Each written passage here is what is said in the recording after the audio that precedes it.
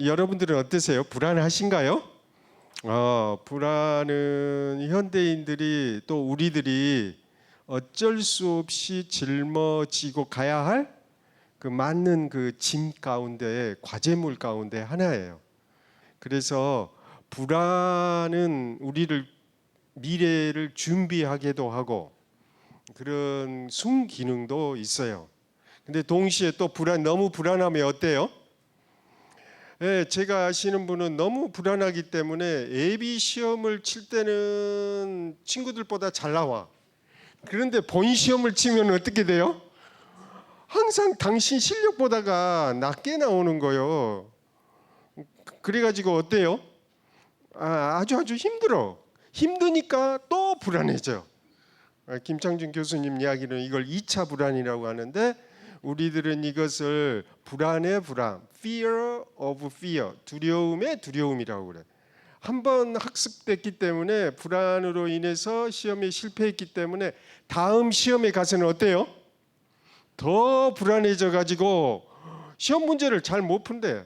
그래서 아니 어디서 못 풀었니 물어봤더니 5번까지는 너무 쉬워서 잘했대. 근데 6번에서 어떻게 됐어요? 너무 어렵고 모른다 나오니까 불안이 확 밀려오면서 그때부터 머리가 어땠어요? 새하얘져 가지고는 시험을 망쳤다는 거예요. 어떠세요? 그런데 그 다음 해에 시험을 또 쳤어. 그때는 어떻게 됐어요? 이때도 처음에는 좋았는데 갑자기 화장실 가고 싶어졌대. 너무 불안하면 어때요? 화장실 가고 싶단 말이에요. 여러분 그런 적 없으신가요? 예. 너무 불안해서 화장실 가고 싶어서 감독관에게 요청을 했어요. 저 화장실 가야 됩니다. 화장실 가게 해주세요. 그랬더니 감독관이 뭐라고 그랬어요? 나가면 못 들어옵니다. 그래서 어떻게 했어요? 이 23살짜리는? 옷에다 쌌대요. 그래가지고 그 결과로 시험은 어떻게 됐어요? 망쳤고 떨어졌다고. 이 이야기를 누가 저한테 전해줬어요?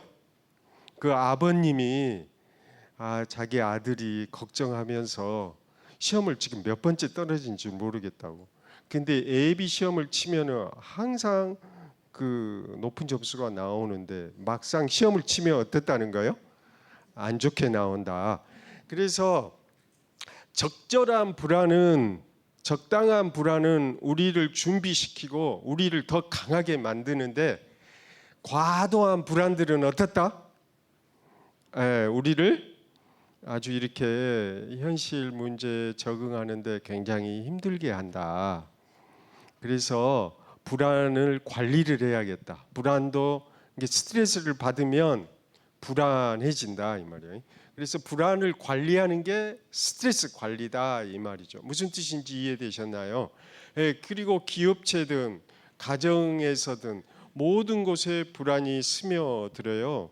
그래서 저는 오늘 강의 주제가 뭐냐 하면은 이 불안을 어떻게 극복할 것인가. 불안을 경험하지 아니할 수는 없다. 살아 있다는 게 뭐다? 불안이다. 그래서 부처님이 말씀하셨어요. 불안이란 고통이란 뭐라고요? 우리 산다는 게 고통이다. 그러니까 이 고통을 어떻게 하라는 거예요? 알아차리고 수용하라 이런 뜻이지. 이 삶이 고통이니까 도망가라, 회피하라는 뜻은 아닌데 회피를 하면 할수록 더더욱 불안해진다는 거예요. 여기서 한 가지 제가 사례를 이야기해 볼게요. 아까 김창준 교수님께서도 수용하라 이야기했죠. 그러니까 불안은 없앨 수는 없다는 거예요. 어차피 살아있는 한 뭐 한다? 불안을 느낀다는 거예요. 그러면 불안을 어떻게 해야 될 거냐? 첫 번째는 받아들이라 이거예요. 수용을 하라. 근데 대부분은 불안을 하면 어때요? 도망가려고 하죠. 그러니까 도망가는데 어떻게 도망가냐 하면은 시험을 치는데 5번까지는 쉬웠는데 6번이 어려우니까 어떻게 되는 거예요? 머리가 새하얘졌다는 것은 시험 문제로부터 도망가는 거죠. 그래서 이렇게 신체적 현상인데 이걸 우리는 회피한다 그래요. 보통은 그걸 도망간다고는 이야기 않죠. 근데 머리가 새하얘져가지고 아무 생각이 안 나는 것은 위협적인 상황으로부터 도망가는 거예요. 그러니까 위협적인 상황으로부터 도망갔기 때문에 시험 문제를 틀려버린 거고, 또 이런 경우도 회피라고 이야기하는데 너무나 힘들고 그러면 어때요? 호랑이가 쫓아오면 동물들 어때요? 오줌 싸요. 맞죠? 그러니까 이 23살 이 청년도 얼마나 급했으면 화장실 가고 싶은데, 그러니까 화장실 가고 분명히 시험 전에 화장실 갔냐고 물어봤어. 그랬더니 화장실 갔대요. 그런데 시험 보는 도중에 다시 또 화장실이 가고 싶어진 거예요. 이것도 일종의 뭐라고 보는 거예요? 불안, 회피. 그래서 회피한다라고 하는 것은 통제한다는 뜻하고 같아요. 통제한다는 것은 대표적인 사례로는 여러분들이 아이를 통제하죠. 이렇게 해라, 저렇게 해라. 근데 어릴 때는 잘 들은데 걔가 사춘기가 되면 어때요? 안 듣잖아요. 그러니까 엄마가 통제하려고 하면 엄마가 간섭한다, 아빠가 간섭한다 그러면서 그 간섭과 통제 그에서 오는 불안을 피하기 위해서 아이는 어떻게 행동합니까? 제일 좋은 방법이 뭐예요? 반항하고 또 가출도 하고 또 어쩔 때는 문을 걸어 잠그고 그리고 엄마 앞에서 말을 안 해요. 이렇게 불안할 때 통제를 해. 근데 이 통제 전략이 가장 대표적인 게 뭐냐 하면은 미안한 말인데 종교계도 통제를 해요. 누구를 믿지 않으면 어디 간다? 지옥 간다. 이것도 통제고 관리 방식이에요. 대표적인 위협을 해가지고 너 지옥에 가. 이것도 그러니까 뭐 해라? 믿어. 믿음을 요구하는 거죠. 그런데 이것도 통제 방식이고 또 통제 방식, 대표적인 통제 방식이 또 뭐가 있어요? 너 기업체에서는 너 이거 해. 그러면 인센티브가 얼마를 줄 거야. 이렇게 하는 것도 이것도 뭐예요? 이것도 통제죠. 이게 가정에서는 엄마가 통제를 해. 회사에 가면 누가 통제해요? 회사가 통제를 하죠. 절에나 교회를 가면 누가 통제해요? 거기 가도 또 통제를 한단 말이야. 믿어라. 안 믿으면 어떻게 될 거야 라고 통제를 해요. 근데 병원에 가면 통제 않을 것 같으세요? 병원은 뭐라고 어떻게 통제해요? 너 암에 걸렸어. 그러니까 어떻게 해야 돼요? 수술해서 어떻게 해라?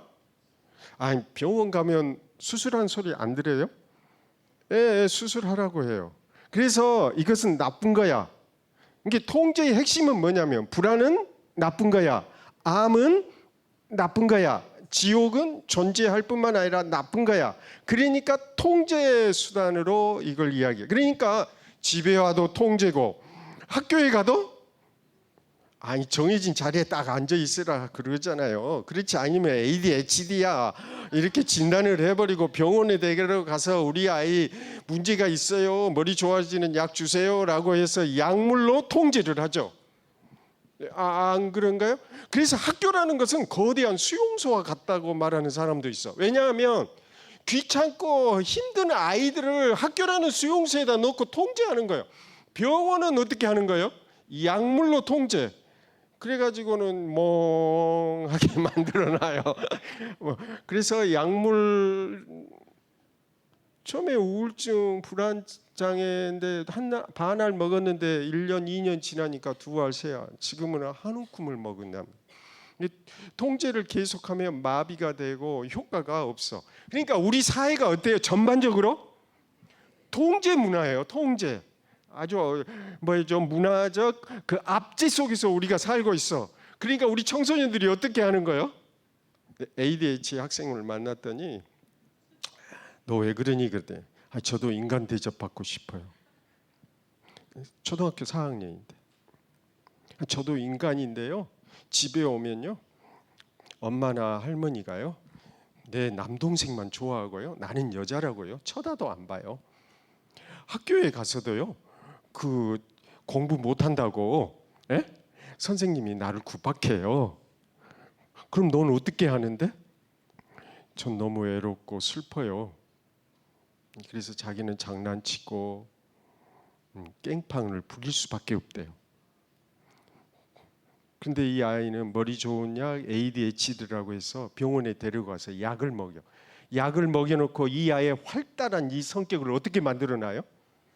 유순하고 차분하게 약물로 이렇게 통제를 한다 이 말이에요.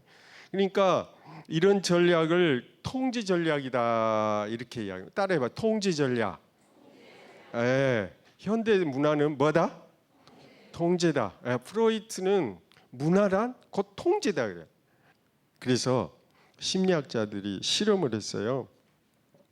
그 실험을 이산화탄소 흡입 실험이라고 해요. 따라 해볼래요? 시작. 흡입 실험. 무슨 말이냐면 이산화탄소, 산소를 공급하면 머리가 맑아지는데 막 오염이 많고 미세먼지가 많으면 머리가 어때요? 아프고 몽롱해지잖아요.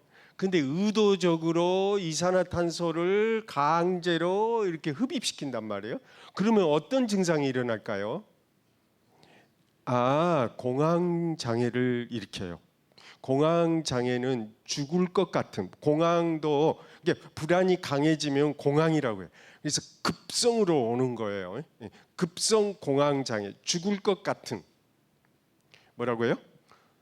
죽을 것 같은 불안감이 발작적으로 찾아오는 것을 그 공황이라고 그래요. 이걸 anxiety보다는 fear라는 말을 더 잘 써요. 그래서 그 공포, 공황이 오는 거죠.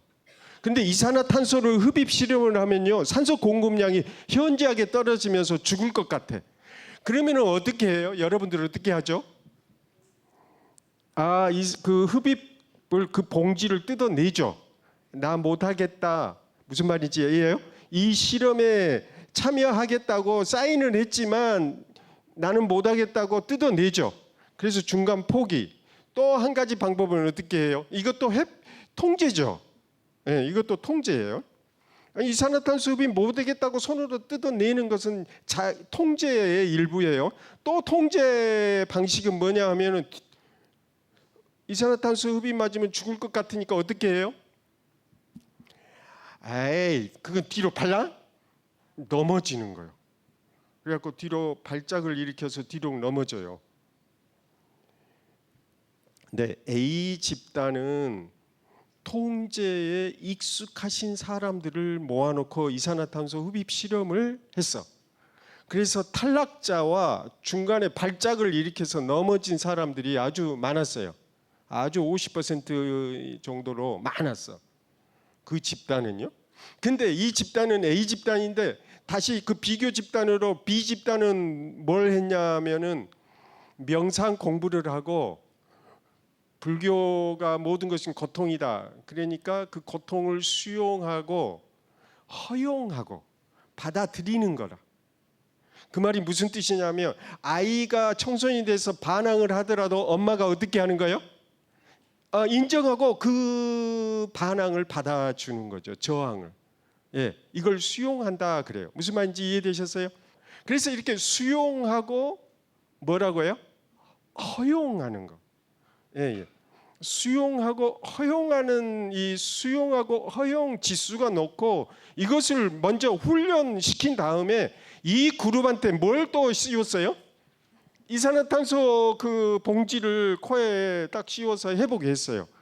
그랬더니 이 그룹은 어떻게 됐어요? 탈락자가 한 그룹도 없었어요. 그 견딘 거죠. 그러니까 힘들고 어려운 환경 속에서 견디는 힘이 훨씬 강하더라. 면역 능력이 훨씬 더 강하더라. 그래서 명상을 하는 것은 수용하고 허용하는 전략이다. 그래서 이것을 서구 심리학자들은 이걸 뭐라고 부르냐? 수용 전략. 명상의 전략은 수용하는 거다. 이래서 이걸 뭐라고 부른다? 수용 전략. 따라 한번 해볼래요? 수용 전략. 수용 전략. 명상을 한다라고 하는 것은 내 안에 일어나는 불쾌감이나 혐오감을 있는 그대로 어떻게 한다? 받아들이고 인정을 한다. 이런 뜻이에요.